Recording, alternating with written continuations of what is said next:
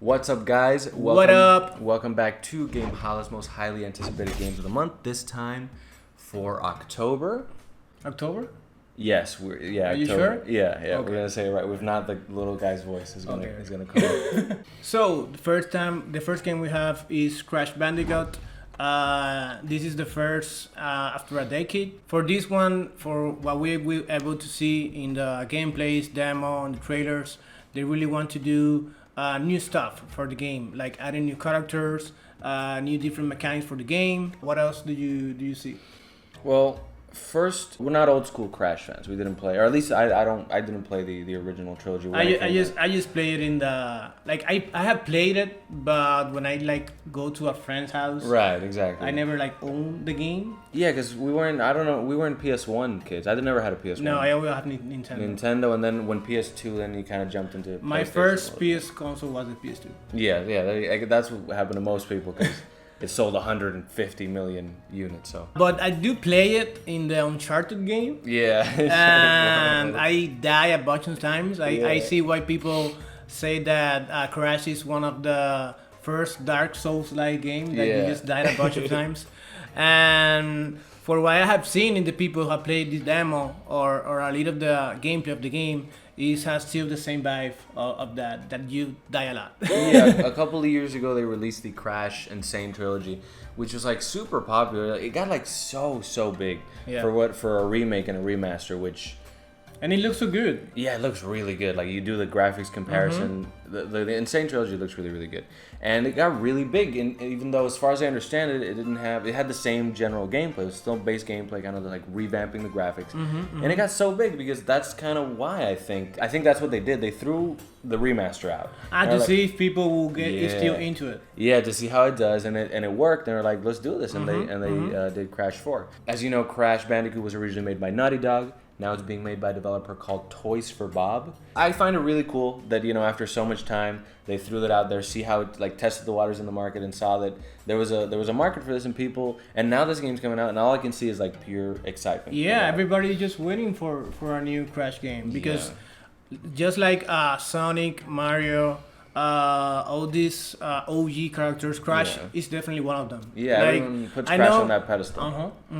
And this game we have 4 different masks that you can wear through the game. Every one of them have different abilities that kind of change the status quo of previous games. You have one that changes the center of gravity, other one that face objects out in reality, other one that increase your spin attack that you can hover in the air and also defense attacks. And the other one, and the more cooler one for me, is the one that you can literally stop time for a little bit. Yeah, that was really cool. You're gonna see in the here I think, the abilities. The gameplay? Yeah. And it seems that they're having a focus on, because as far as I never played the Insane trilogy either, but as far as I saw a lot of gameplay on YouTube, and it still followed the same basic formula of platforming. Yeah. Just, basic and simple, let's say, but still really cool. But this game, they kind of want to give it a little bit more variation, let's say. Yeah, but they still manage to add new things, but still have the same game that everybody loved and play before. I see what you mean. It's new things added on top of the Crash that everyone loves.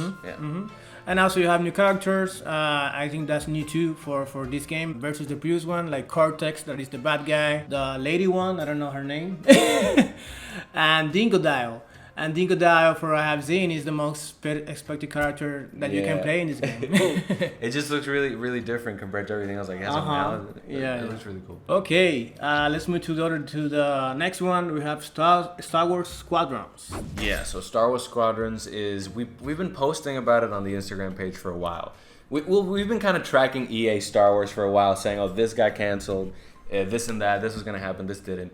And this was called Project Maverick a while ago when we posted that, and it was revealed to be Squadrons. It was always advertised or rumored as a smaller project, and that's kind of what it is. It's not a huge, long campaign or $60 game. But I was really nervous. I was like, oh, what is this going to be? I don't really know. And I'm really excited for it. It looks like it's really cool. And it's weird because I'm getting scared of EA. Because I just expect the worst from them. Yeah. Because you know, especially with Star Wars. especially with Star Wars. And now with I was hoping that Like, I don't want to say this, but I was hoping that the games they made just didn't get for them to tank and for them to fail. For them to fail, So because I want another company, another developer to take that. Of course. But now with Jedi Fallen Order, that even though it has a lot of bugs, a lot of opportunity to get better, it's still a great game, and this one looks really good too. So they're kind of good guy. Yeah, I don't know. They fucked up at first with Battlefront. Basically, Battlefront. That's all they released, I think, the Battlefront games. Yeah, because they canceled 2 or 3 games. Exactly, that's the thing. Spending. So that's the thing. They wasted so much time with the license. So they released 2 games in so long, but they've been kind of on the uptick. Fallen Order. Yeah. We know it was really buggy, kind of rushed, but it was still fun. It was like just a fun game to play.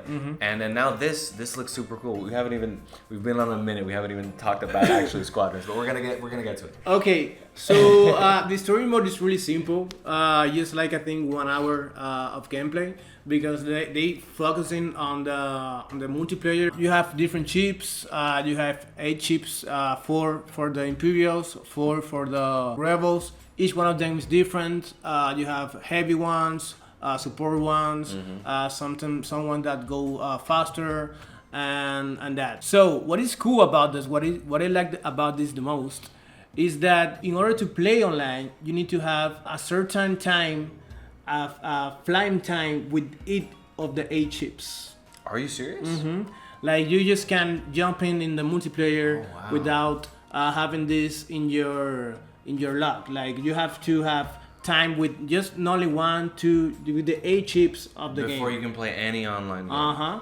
And that's what something that I always get mad about games like League of Legends, that you can play ranked with any champion. Doesn't matter if you have 1 week playing it, 2 weeks playing it. If you're gonna play League of Legends, sometimes I hop in, I create a new account. I'm like, I get a trial or against boss. I'm like, fuck, I want to play.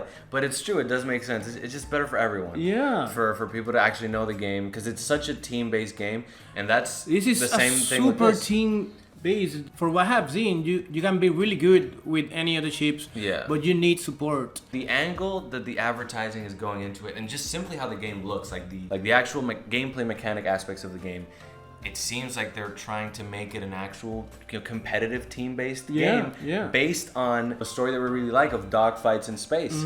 So it has the potential to be a really cool competitive game with different roles, and that's also like not realistic, but it's representative of Star Wars. Like, that's how it's supposed to work. It looks like the concept is so cool. The concept is genuinely so cool. And the dogfights are classic team deathmatch game. Yeah. But the fleet battle, that I think is gonna be like the main thing for this game. Yeah, especially competitively. Grabbing objectives to win the game. And before that, you have to enter like in a hub with your team to discuss the strategy, because there's so many ways you can approach every different battle to win. This is a game that honestly looks like it has so much potential. It can be really cool. And one of the coolest part is that you have the cockpit in the ship. You can also divert your power to your shield, or you can to the blaster, to the speed, to the engine of the ships, or you can balance it. Like, if you want to chase someone, you press a button or a key, and all the power goes to the engine, and then you catch him, and then you have to all the powers to the blasters, and that's cool, man, because it keeps you like engaged, and like it's engagement also alive. Very immersive. It adds to that immersion, and I'm not sure if this is true. It'll come on the screen, but I think you can only play first person, if I'm not mistaken. Yeah, you can only play first person. That's like so crazy, because the game is really going hard at the fact that they want you to. You can play VR, man. Holy shit! Wow, that's fucking crazy. Honestly, the game is going super hard to create the immersion of you actually being a Star Wars fighter. You have to look at it actually as the perspective of a pilot. You can't look at it third person. You can even assign all the shields in the front, all the shields in the back. You can do that. You can do this in the game. Everything that we've seen about this game, we heard about this game, gives us really, really positive perceptions of it. We really, really want to try it out. And it's only $40. And it's only $40, which is fair for a game that's mainly online. The campaign is kind of a little story to kind of get you into the gameplay. So it's a very fair price. It's surprising for EA to do that. Yeah, and doesn't have microtransactions. Yeah, they went really hard to every cosmetics, everything you can unlock is by playing the game. Yeah, and they even have a setting where you can turn off other people's cosmetics. in the sense of like if you want to have like a pure Star Wars experience, you don't want someone to see with like a pink ship or something like that, you know. So That's cool. they're really it's really surprising. I think EA just like sometimes EA just like says, oh, I don't want to deal with that. This is probably like a side project, and they remove their grubby hands from it. And I think with smaller projects like this is that they can shine because EA kind of doesn't fuck around with it so much.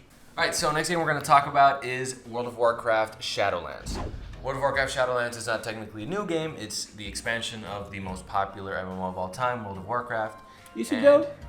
Yes, it's definitely. Is it? It's literally like it's not even a competition of it's the most popular MMO. It's not the most popular RPG, but it's the most popular MMORPG. It's crazy, honestly. Like people still play it. You know, I have family that still plays it to this day. They play WoW Classic, the one that came out in 2004. Man, that's what they play. I have never played. It has one of those things. It's just like a really close, like closed off community, but it's really big and really popular. That's the one of the Leroy Jenkins? That's Leroy Jenkins. Okay, yeah. No. The most recent expansion was Battle for Azeroth, which, according to what I've heard, because I played it a lot, World of Warcraft when it came out, I was a big fan. I played Burning Crusade and Wrath of the Lich King, but I haven't played the most recent expansion. But as far as I understand, the most recent one was not liked. There was a lot of stuff that was really boring about it. The end game wasn't that cool. People are more excited about this one. They say Blizzard is listening to the community, and the new world does look pretty cool. There are still some criticisms. They're not going to let you like change covenants between classes. That's some sort of class specialization. I'm literally going off of what I've heard. I don't even know. But World of Warcraft is always going to have a special place in my heart. Like every time there's a new expansion, it's in my mind like, man, I kind of want to jump back in. I see a trailer. I want to jump back into World of Warcraft. But it's the game that takes up the most time ever, and it's $15 subscription model. So it's kind of hard to jump back into. I probably won't. I think that's why I have never played it, because the same with Final Fantasy 14. Yeah.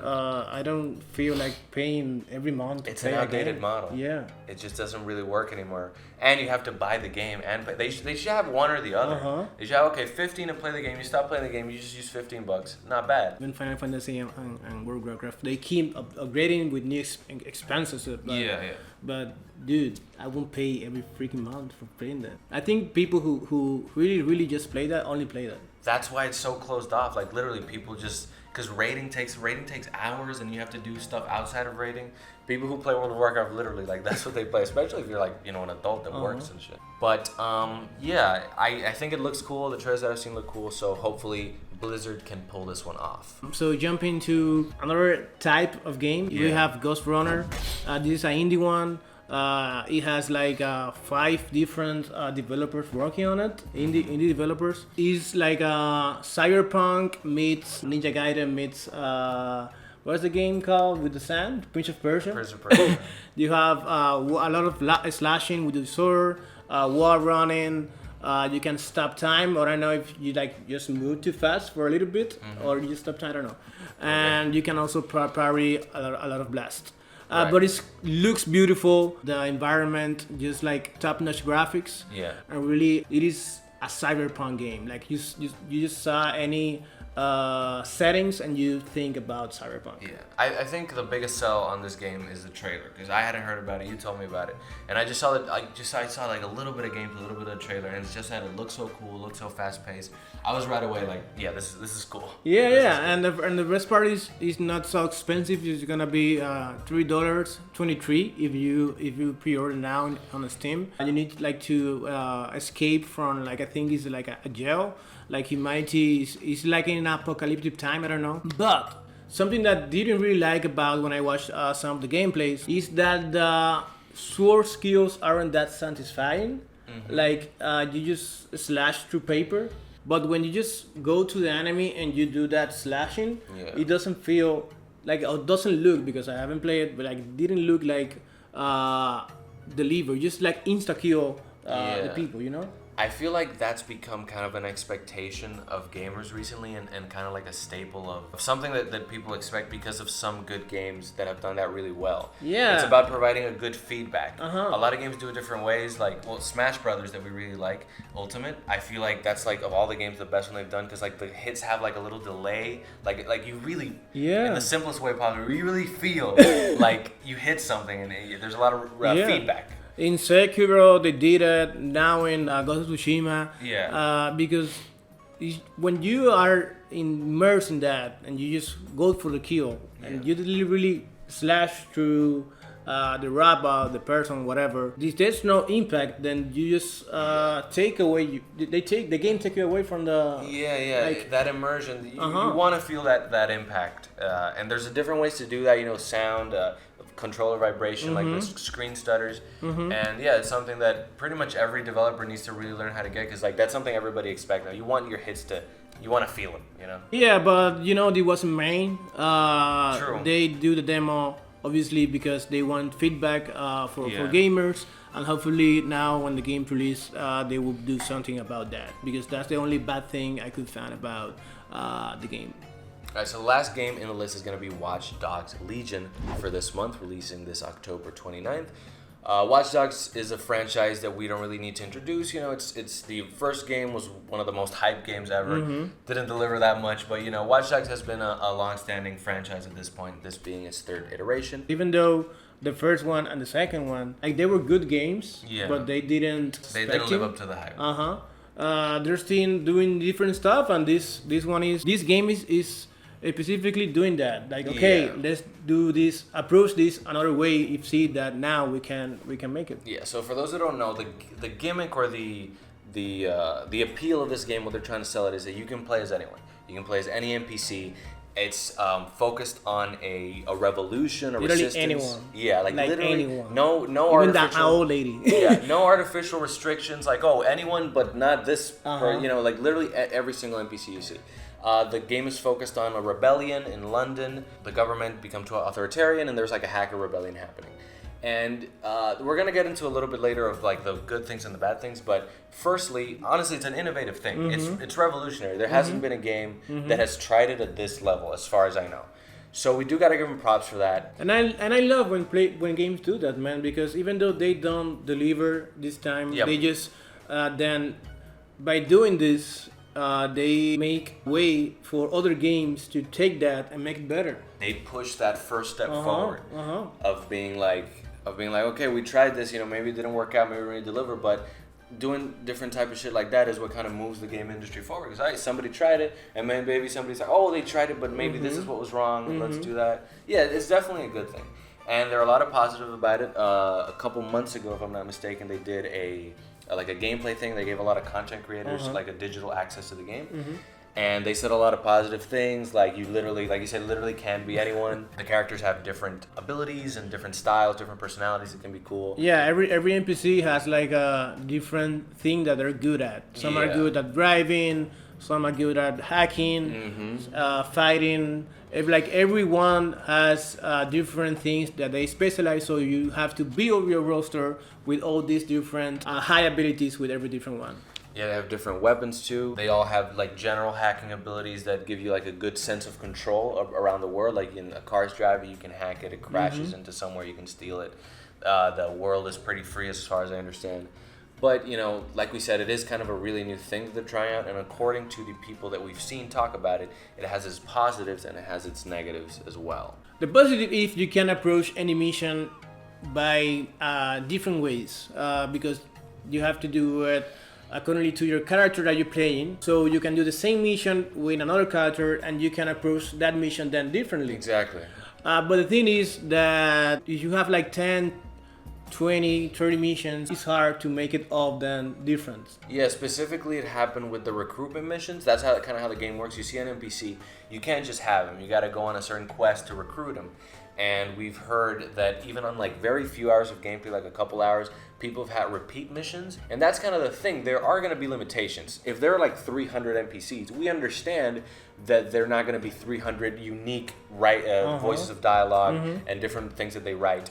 They got to do a good job of giving you the sense that that there is a real world and every NPC is different, even though some of them are going to fall into the same archetype. So, and that's kind of the hardest thing. But you gotta, maybe if you have two fighters, have them be a little different, not just visually, but maybe in their background. Little changes in the archetypes. And one of the most important things is you gotta have a bunch of recruitment missions. Yeah. You can't have it be repeated in 4 hours, but you gotta have at least, like, especially open world game, you gotta have at least 30 hours of gameplay. And even then, I feel like the mission should be maybe like very similar, but have a little difference. You know, have like two ones that are branching. The fact that somebody in 4 hours got the same recruitment mission is pretty. And the same dialogue. And the same dialogue, the same exact dialogue, the same voice line, is kind of a bad sign for the game. And that's kind of a lot of stuff with Ubisoft games. I feel like a lot of stuff like Assassin's Creed these days and Watch Dogs, they are solid games, but they don't reach the level of Nintendo, CD Projekt Red, I don't know who else, Bethesda. But do you think it's because they, instead of doing a really solid game, they just always want to make that extra step? Maybe in this is a case of like a little bit too much ambition. Can kind of lead to their downfall instead of just making a solid just campaign. But also that's kind of what they tried with Watch Dogs, and it also didn't work out that well. I don't know, man. I think Ubisoft... I think the protagonist of Watch Dogs 1 is going to be available in the game. I heard something like that. He's going to be one of the people... And that's honestly pretty cool. That honestly really does do that. But yeah, I think Ubisoft is kind of like the king of... Disappointments? No. The king of solid games. But not amazing games. As like shitty as that sounds. I think it's as true of the Gods and Monsters that's not Gods and Monsters anymore. Immortals, Phoenix Rising. Oh my god, that name sucks. Oh my god, it sounds like I don't know what this is. It sounds like a... Dude, God and Monsters, Gods and Monsters. Gods and Monsters is, I think it's really good. Some people are saying, oh, that one's also generic. It's simple words, it's common words, but it works. It's something that could be really popular. It flows well. What are you playing? No, Immortals, Phoenix Rising. Yeah, that just sounds like everything. Yeah, even though Gods of Monsters is simpler words, it sounds more unique. Yeah. How funny is that? But anyway, the point is that also looks like a Breath of the Wild style game that's probably going to be really solid, but not Breath of the Wild. Man. You don't think? I think it's going to be solid. It looks at least decent, in my opinion. Back in Watch Dogs. Okay, so, but yeah, I don't think this is a game that I'm going to want to pick up at release. It's just there's a lot of cool open world games. There's a lot of backlogs that we want to get into before November, because November is going to be pretty wild. Yeah, but one of the reasons I really don't want to pick up on release is because I have too many doubts about if it will be worth the $60. Yeah, it just doesn't seem like a game that's gonna really be able to hook you and make you want to make you want to spend $60 at release. Unfortunately. So thank you guys for watching another videos of Game of the Month. We obviously, as you were expecting, gonna do this every month. Right. So you have that video always coming up on our channel. Yes. We'll be obviously trying to do another videos too to make it more engagement here, but we're working on that. Yeah, we're definitely going to diversify the content more. The first games of the month was kind of a little bit of a foot in the waters of this face cam style footage. Definitely expect to see different types of videos coming up soon, and that's about it. Make sure to like and subscribe if you enjoyed the video, and comment if we missed any game that you like and we didn't mention. Obviously, we got to narrow it down. Or anything you want to say about the games that we did talk about, please let us know in the comments. And thank you so much for watching. Peace. Peace.